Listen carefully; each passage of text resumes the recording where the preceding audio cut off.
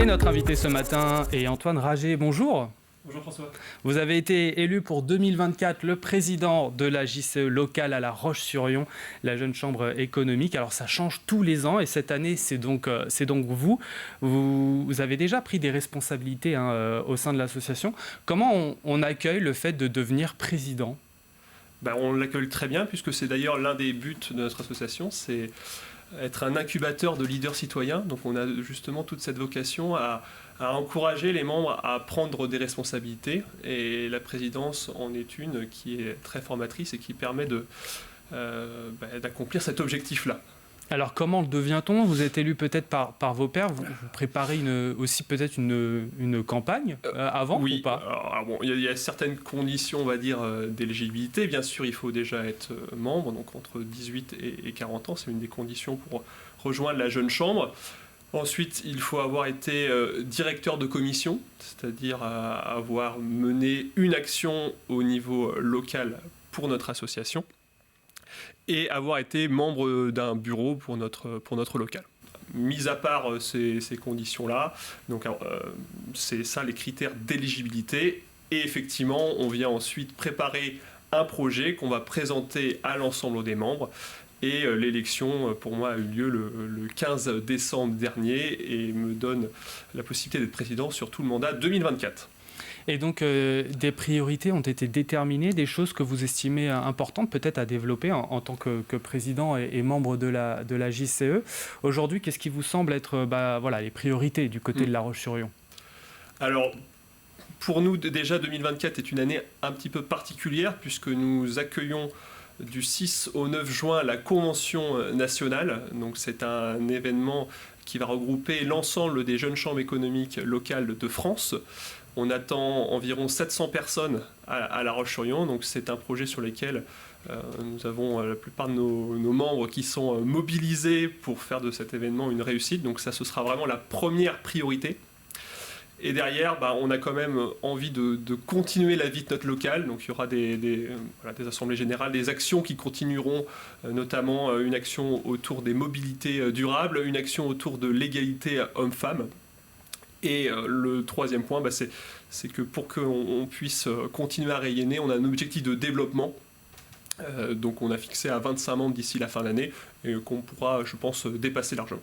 Il y a un thème, cette année, c'est l'engagement pour tous, c'est ça ? Alors c'est le thème que j'ai choisi pour mon programme, effectivement, l'engagement pour tous. Derrière ce mot, c'est l'idée que la jeune chambre donne à la possibilité à tout le monde de pouvoir goûter à cet engagement, à la possibilité de réaliser des actions positives pour son territoire. Et on a envie que ceux qui veulent s'engager beaucoup, ils ont la possibilité de faire des événements au niveau régional, au niveau national, voire au niveau international. Et j'ai des membres qui sont partis au congrès international de Zurich, donc c'est des super expériences.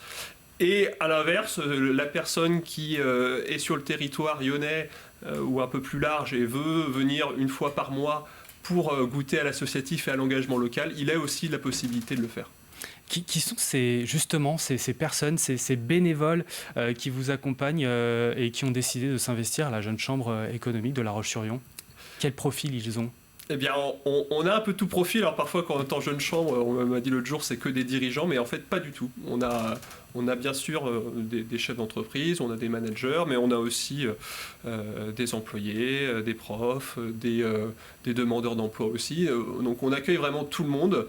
Le prérequis, c'est d'avoir entre 18 et 40 ans et de démontrer un engagement, un intérêt pour les actions que nous réalisons.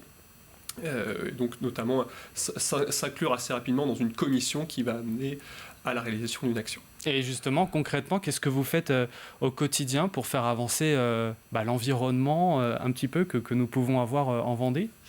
Alors, dans les actions un petit peu symboliques que nous avons réalisées, on a eu en 2021 Boost ton centre-ville, donc, qui, après le confinement, a permis de faire revenir les gens dans le centre-ville. On avait fait un partenariat entre des artistes et des boutiques. Donc, des artistes étaient venus décorer des boutiques.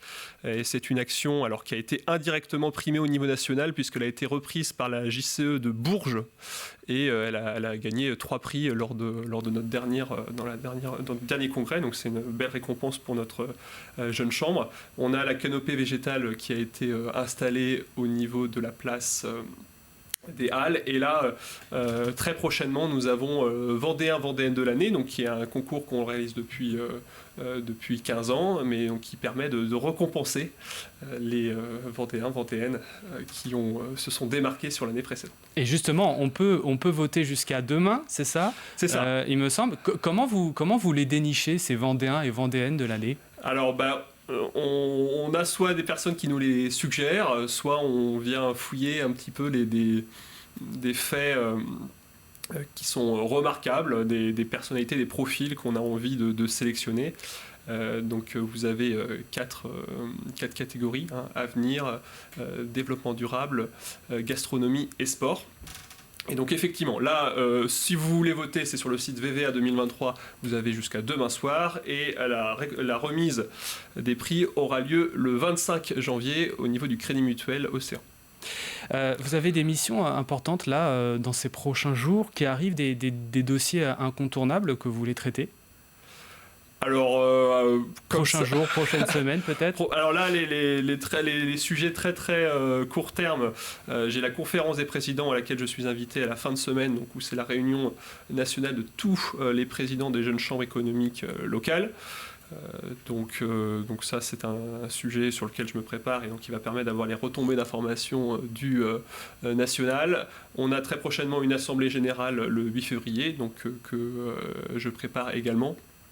Et on lance cette année un nouvel outil qui s'appelle le baromètre de l'expérience associative. Donc c'est un outil qui va viser à avoir des données un petit peu chiffrées sur comment les gens se sentent au niveau de notre association, au niveau de leur satisfaction globale, leur développement des compétences, leur équilibre entre leur engagement associatif et leur vie professionnelle. Donc on peaufine ce questionnaire, et ça c'est quelque chose auquel je crois et qui, je pense, va apporter des choses au niveau local et national. J'ai vu qu'il y a une présentation prochainement de votre association le 20 février, c'est ça? Alors c'est le 21 exactement, le 21. Voilà, ouais, 21 février. Oui, alors le lieu est encore à définir, mais c'est quelque chose que l'on fait donc 2 fois par an. D'accord. Donc où justement on vient inviter tous ceux qui ont entre 18 et 40 ans, qui veulent s'investir pour le territoire local. Et donc c'est l'occasion de faire une présentation assez conviviale, et s'ensuit, pour ceux qui sont intéressés, un parcours d'intégration, d'intronisation, ce que nous on appelle d'observation, et qui au bout ensuite de 4 à 6 mois laisse la place soit à l'intégration, l'intronisation, soit à un autre parcours. Merci Antoine Raget, je rappelle que vous êtes le président de la JCE, la Jeune Chambre économique de La Roche-sur-Yon.